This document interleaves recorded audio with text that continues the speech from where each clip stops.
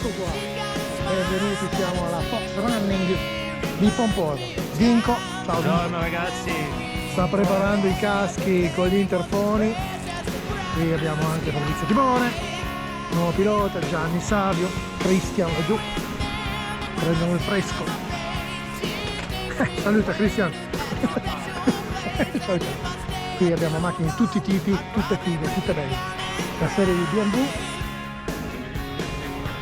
del nostro amico Elia, nonché organizzatore.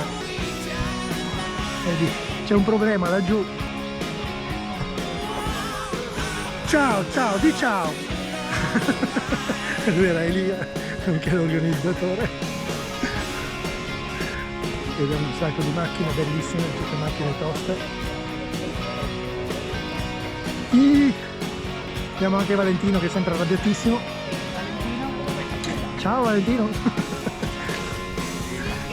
No, è una figata, è un bellissimo ambiente, vi faccio fare un giro nei paddock. Qui abbiamo il team dei Pinguini Storti, macchina fighissima, bellissimo BMW con super alettone. I pinguini stortissimi, ciao ragazzi! Poi facciamo un giro dall'altra parte, vi porto con me. Andiamo a vedere anche i veneti, stanno arrivando piano piano, spicciolati un po' tutti. Domani ovviamente corrono solo i 1.800 benzina e i 2.000 turbo diesel o 3.000 diesel, quindi la Cannondale come classe, la classe più alta diciamo così.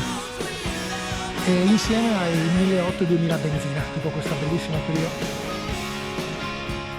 dei Cleopatra, fantastica.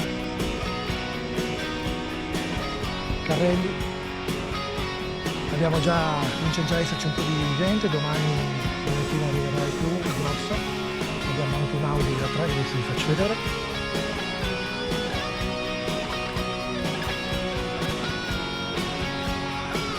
Audi da 3.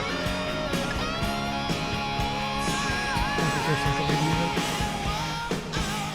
E poi andiamo dalla parte di là, abbiamo una BMW Serie 1, sempre un 2000 turbo diesel.